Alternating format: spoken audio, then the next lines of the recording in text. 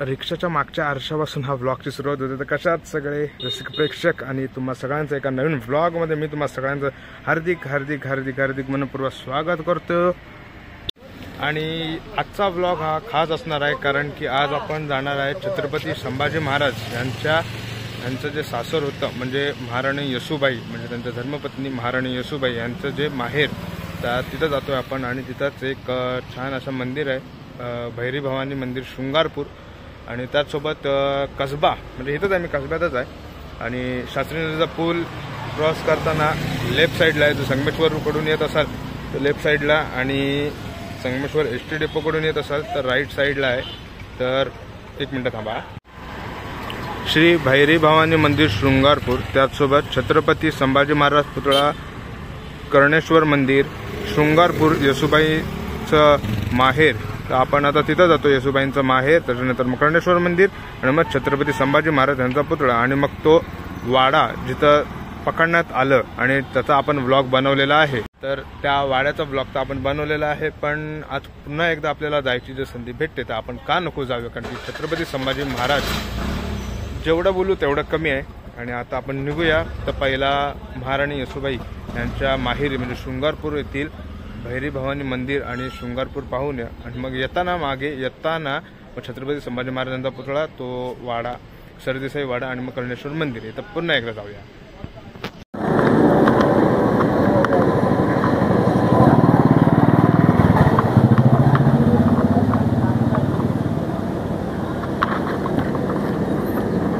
येऊ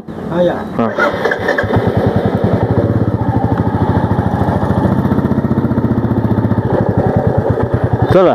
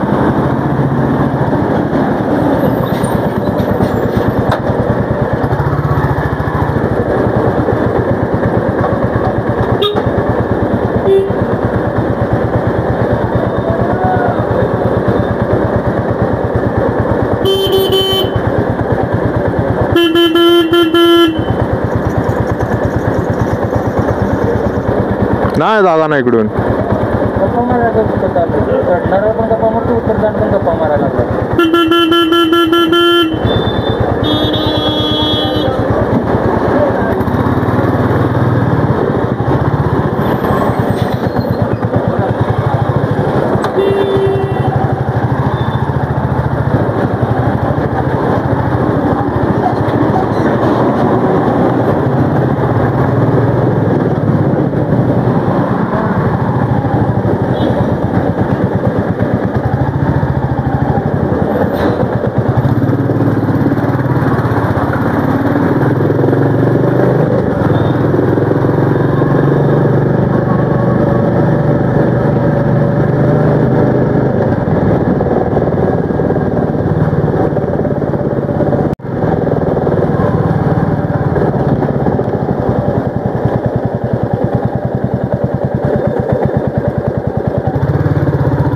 तीन यार तीनों दमदार.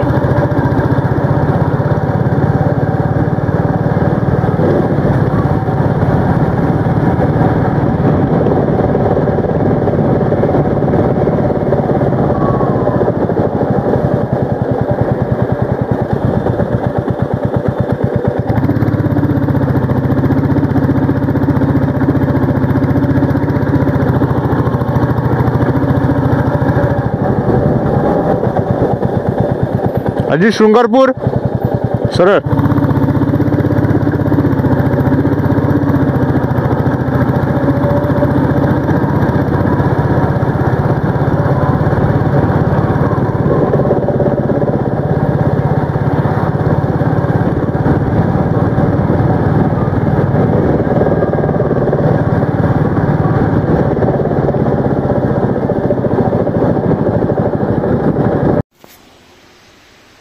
तर आत्ता मी संगमेश्वरातून पुढे आलोय कसब्याच्या इकडून ह्या रूटने येतो आणि इथं जय श्री महाकाल हे मंदिर आहे.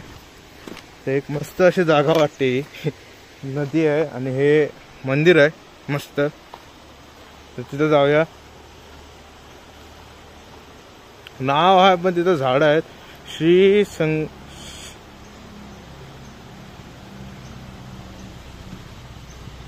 श्री संगमेश्वर मंदिर कसबा. हा, आणि एकदम जुन्या दगडाचं आहे आणि बरोबर नदीच्याच बाजूला असं आहे. म्हणजे एंट्री केल्यावर नंदी, त्या बाजूला गणपतींची मूर्ती, त्या बाजूला देवीची मूर्ती असावी आणि आतमध्ये महादेवाची पिंड.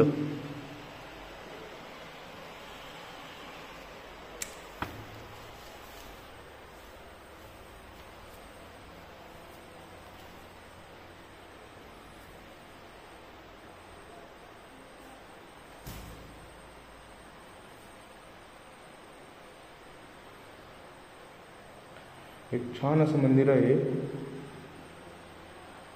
आणि हा दरवाजा आहे, तिथून वाकून यायला लागतोय.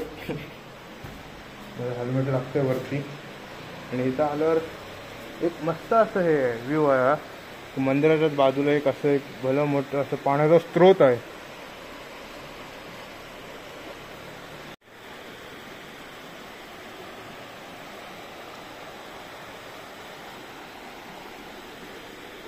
तर आपण आता आपला प्रवास शृंगारपूरच्या वाटे चालू करूया परत.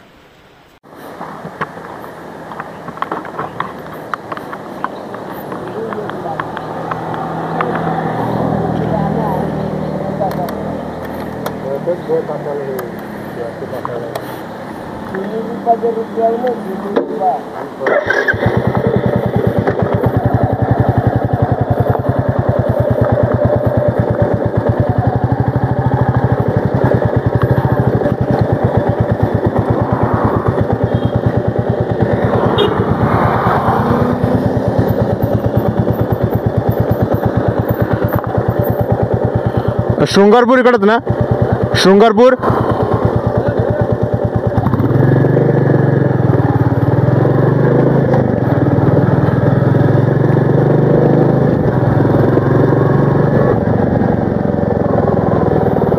इकडच ना सरळ शृंगारपूर. शृंगारपूर हां,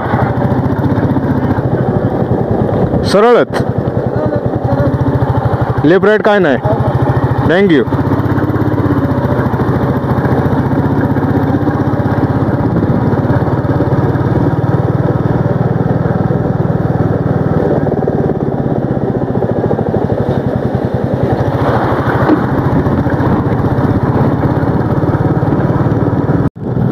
तर शृंगारपूरचा रोड हा सरळ आहे, लेफ्ट राईट काय नाही बोलले ते.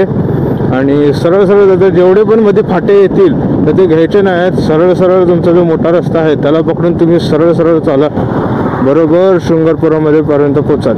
आणि पुढे जाऊन मग भैरी भवानीचा एक हे येतं तिथं.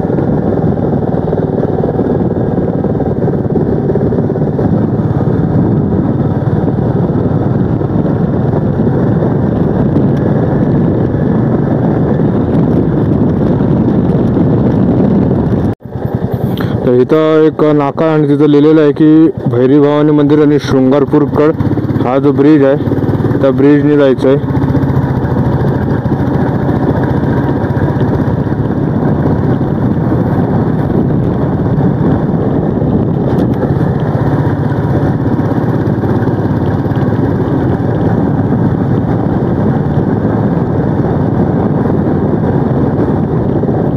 कळंब बसते.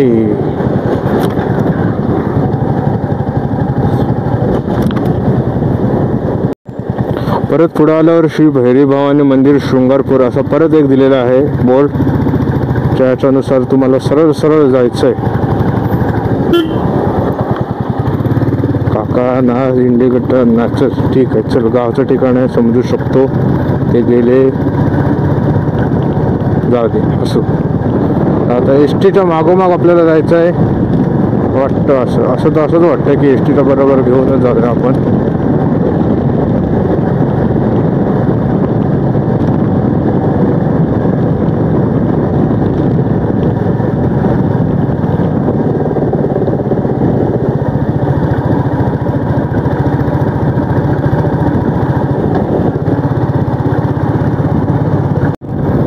तर ते एस टीवाले जे ड्रायव्हर काका होते ते चांगले होते. त्यांनी गाडी एका बाजूला लेफ्टला थांबवलं आणि मला जा बोलले, म्हणून मग त्या पॅचमध्ये लगेच पुढं आलो आणि ते माझ्या मागे बरोबर आहेत.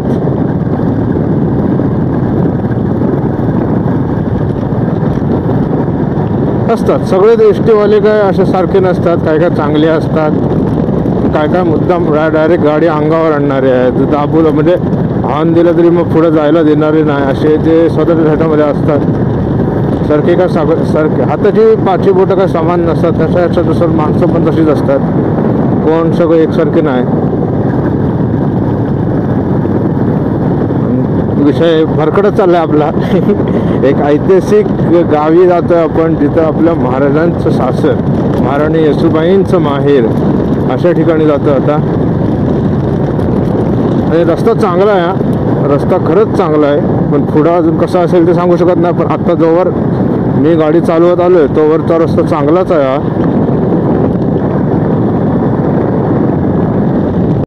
आणि आता आपण शूरवीर शहीद जवान कैलासवासी श्री शांताराम सखाराम बने यांच्या गावाच्या इथं प्रवेशद्वार आहे. तर तिथून आपल्याला अजून पुढे न्यायचं आहे.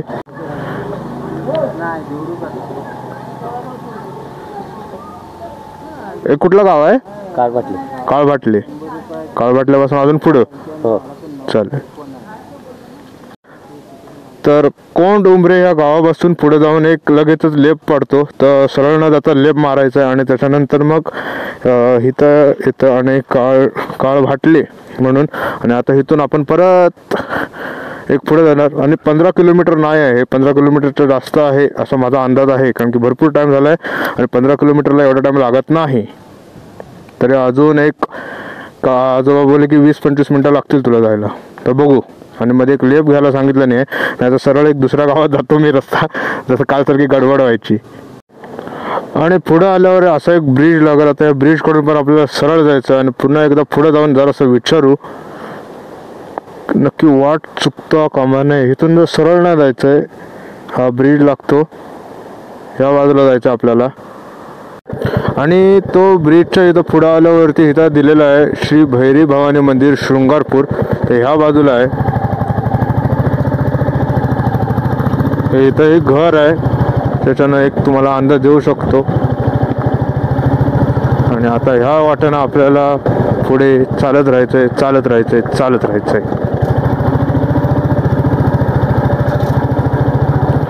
मध्ये थोडा रस्ता खराब होता, पण एक 300-400 मीटर, पण बाकी रस्ता असा नीट व्यवस्थित आहे.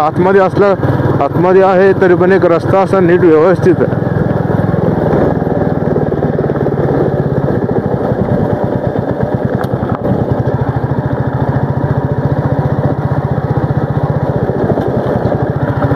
एवढेसे पॅच चालतात, त्याला काय आता पर्याय नाही.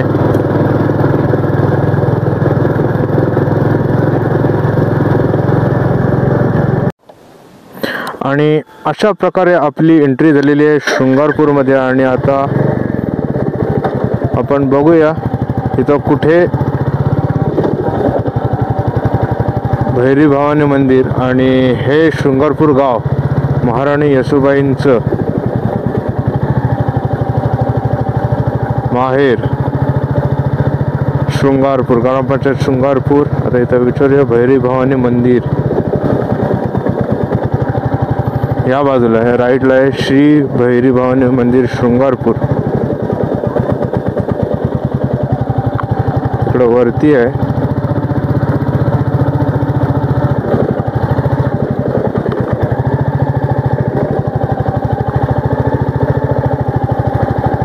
आणि हा एक असा आतमध्ये रस्ता.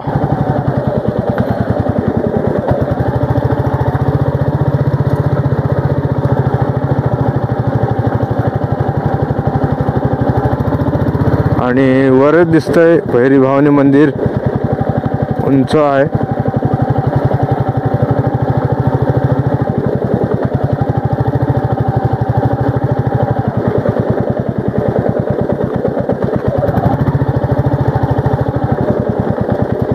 पावसातून इकडे यायला पाहिजे होतं यार.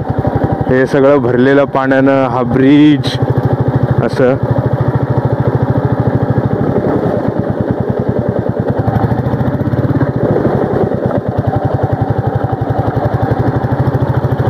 आणि इथंच वरती भैरी भवानी मंदिर.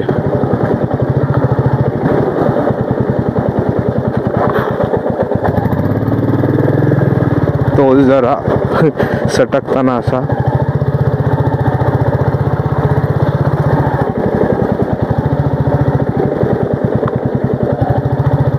आता गाडी इथं खाली लावूया आणि वर चालत जाऊया.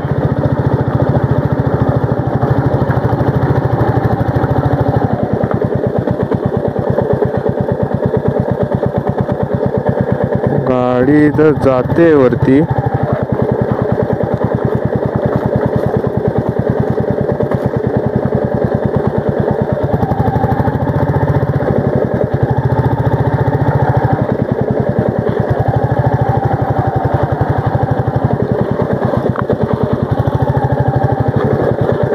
जाता वरती.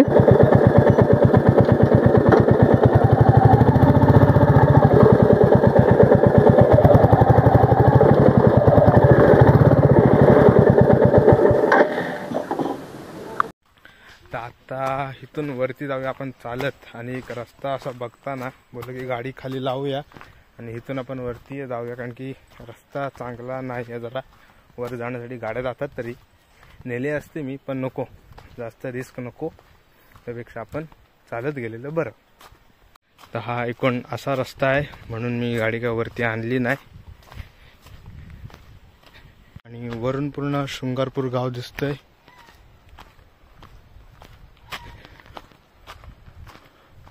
आणि हे आहे भैरी भवानीचं मंदिर,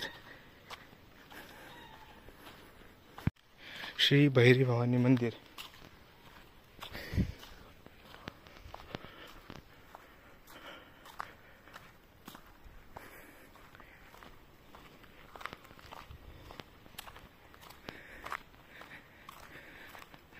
इथे काही सूचना आहेत.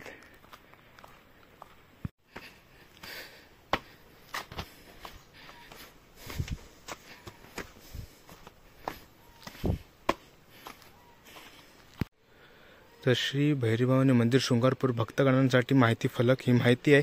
आणि ह्या बाजूला कुठले एक नियम आहेत, तर माहिती स्टॉप करा आणि वाचा काय आहे ती कशी आहे. मी वाचली आहे.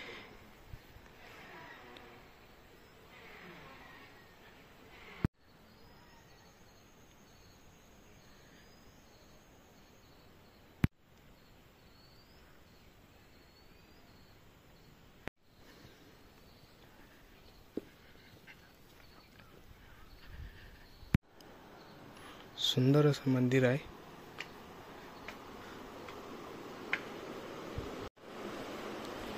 तर आतमध्ये आहे जे तर आतमध्ये फोटो व्हिडिओ काढण्यास मनाई आहे.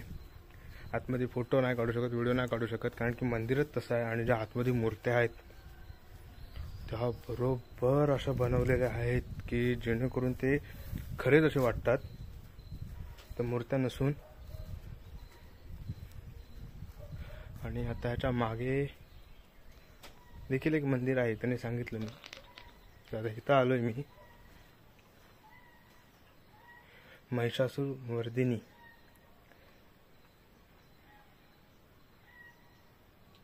पण जे मंदिराच्या आजूबाजूचा आणि बाजूचा हा काय एक म्हणजे परिसर आहे, तो अतिशय सुंदर असा आहे. आणि आतमध्ये फोटो व्हिडिओ काढण्यास सक्त मनाई आहे, कारण की खूप अशा आता त्यांच्या असतील काही वेगळ्या अशा, पण ज्या मूर्त्या आहेत त्या खरोखरच बघण्यासारख्या आहेत. आणि मंदिराचं खास वैशिष्ट्यच तेच आहे, मूर्त्या. तर त्या मूर्त्या अशा एक बघत राहाव्या अशा मूर्त्या आहेत. फोटो व्हिडिओ काढण्यास नाही आता आपण काही करू शकत नाही, पण मंदिर बाहेरून एक चांगलं आहे. आणि हे संस्था प्रचितीगड आहे, त्यांच्या अंडर येतं हे मंदिर. आणि एकूण आता हे जे वाटतंय, तो समोर वाटत तोच प्रचितीगड आहे. पूर्ण सह्याद्री दिसतं इथून. आणि सह्याद्रीच्या कोपऱ्यात एक आहे गाव आहे, म्हणजे शेवटचं गाव आहे. ह्याच्या पुढे गावच नाही. जेवढा फोनमधून येते त्याच्यापेक्षा इथून जेवढं समोर डोळ्याने दिसतंय मला ते एक सामावूचा प्रयत्न करतोय मी.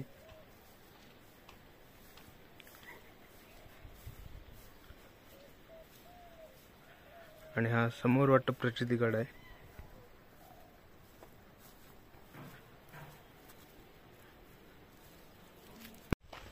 एक सुंदर असं मंदिर आहे आणि त्याच्या आतमधल्या मूर्त्या एकदम क्लास, एकदम म्हणजे रेखीव अशा त्या, आणि त्याला जे म्हणजे वस्त्र परिधान केलेले आहे त्यातून जर जिवंत मूर्त्या अशा वाटतात.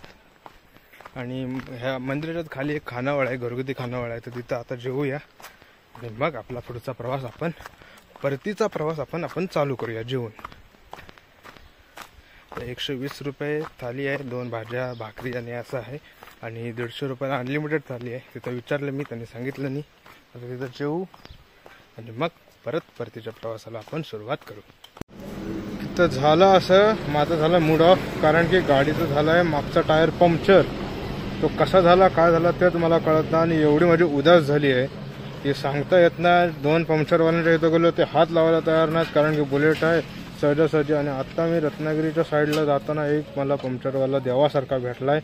तर बाबा चांगला आहे इथं पेट्रोल पंप, आणि त्यानं बघितलं नाही तो करायला घेतोय आता. तर तिथूनच शृंगारपूरपासूनच निघालो, पुढे आलो आणि मग अचानकपणे टायर पंक्चर झाला. आता करू काय, पंक्चरवाला एवढा फार. मग कशी बशी तरी चालवत आणली. चालवताना जीवावर आलेलं माझं, कसं चालवतोय काय करतोय ते मला माहिती नव्हतं. तरी गाडीनं साथ दिली चांगली आणि आता आणले पुढं. आणि आता हे झालं की सरळ कल्टी घरी.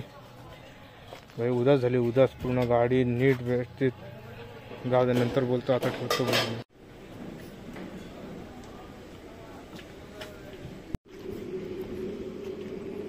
तर ह्याच्यामुळे झाला होता टायर पंक्चर आणि ट्यूब फाटली पूर्ण आणि ट्यूब चेंज करायला लागले.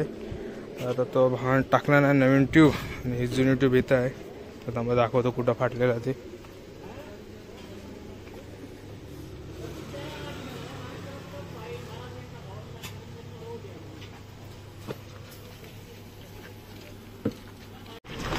म्हणून कोण हात लावायला मागत नाही. पंक्चर झाल्यावरती ही काळजी घ्यायची, तरी सहजासहजी होत नाही. पण झाल्यावरती हा एक प्रॉब्लेम लय असतो की लावायला हात मागायला असं काय कोण करायला हे करत नाही, हात नाही टाकत बनवायला.